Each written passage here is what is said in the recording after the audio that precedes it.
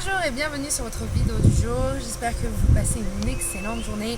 J'aimerais aujourd'hui partager une histoire avec vous, une histoire assez connue, et j'aimerais après expliquer en quoi cette histoire peut nous apprendre vraiment quelque chose, à quel point on peut se mettre des murs dans notre tête, à quel point finalement on peut ne pas aller au bout d'un projet parce qu'on a l'impression qu'il est naïf ce projet-là, qu'il ne se réalisera jamais, qu'on a l'air d'être ridicule, et à quel point finalement ceux qui osent aller au bout d'un projet qui paraissait au début mais totalement improbable ont réussi.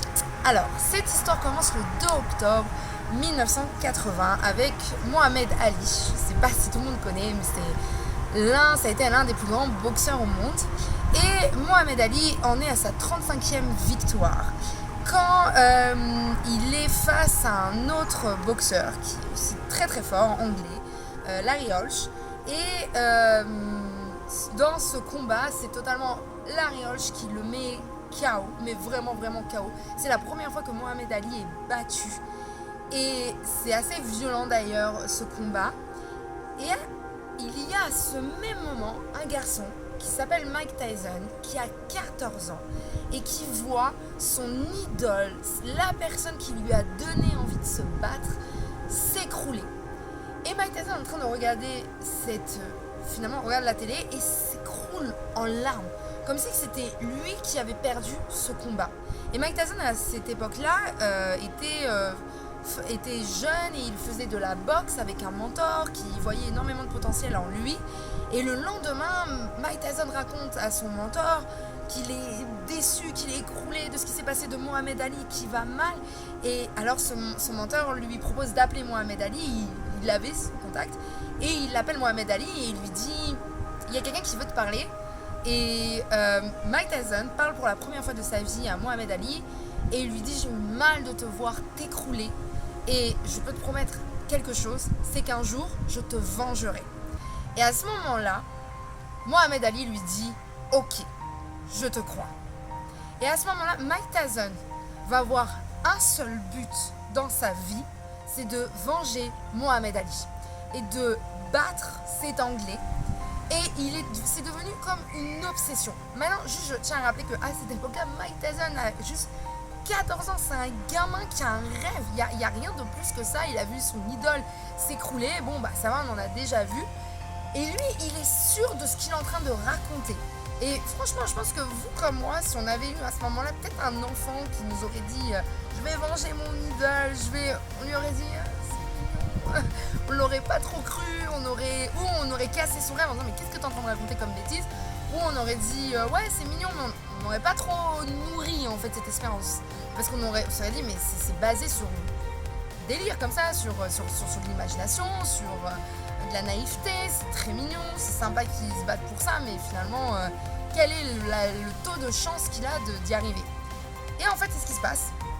7 ans plus tard, Mike Tyson a monté de niveau, il a commencé à être très très bon, il a commencé à gagner plein de matchs, et là, enfin, après 7 ans, il se retrouve devant celui qui a battu Mohamed Ali, Larry Holch, cet Anglais. Et à ce moment-là, Mohamed Ali est aussi dans les tribunes et se rappelle que c'est ce garçon, ils se connaissaient un petit peu, ils avaient eu un peu le temps après de se connaître, que c'est ce garçon qui lui a promis un jour, il y a 7 ans, de se venger. Et Mohamed Ali, il se rapproche de Mike Tyson et il lui dit à ce moment-là « Venge-le pour moi ». Et lui, il lui répond « C'est comme si c'était fait ». Et le match a été très très vite. Il l'a juste éclaté, on va dire le mot. Et donc ils se sont écroulés et il a remporté cette promesse. Et quand on connaît cette histoire, on se dit mais comment est-ce possible? Qu'est-ce qu'un Mike Tyson que certaines personnes n'ont pas? Et parfois c'est même des rêves qui paraissent moins naïfs que ça. Eh bien Mike Tyson n'a pas spécialement quelque chose de plus que vous et de moi. Il a juste cru en ça. Il a cru en ça et il y avait peut-être des murs. Je suis certaine que des fois il y avait des choses qui rentraient dans sa tête qui disaient mais qu'est-ce que tu racontes? Mais c'est quoi cette bêtise que tu vas venger Mohamed Ali? Mais tu t'es pris pour qui? Pour croire que tu allais un jour venger Mohamed Ali? Tu crois que Mohamed Ali va t'attendre?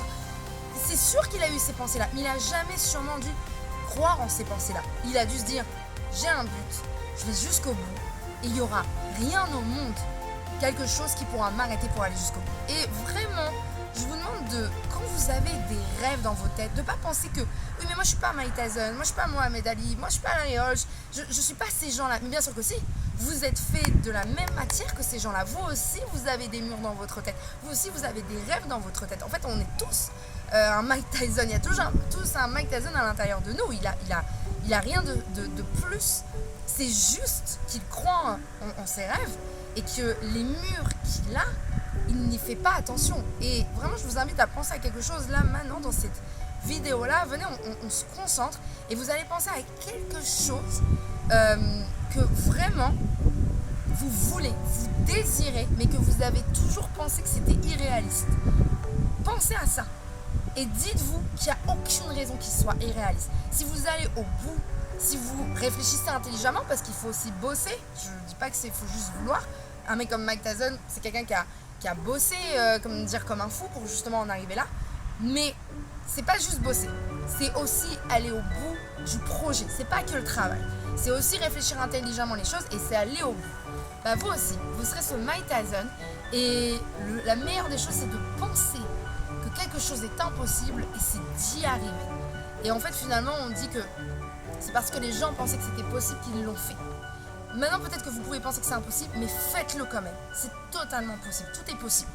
Donc voilà, j'espère que vous avez aimé cette histoire. On se retrouve dans une prochaine vidéo pour justement raconter d'autres histoires comme ça qui nous expliquent comment dépasser ces murs qu'on a tous à l'intérieur de nous. Je vous souhaite en tout cas une très très bonne journée.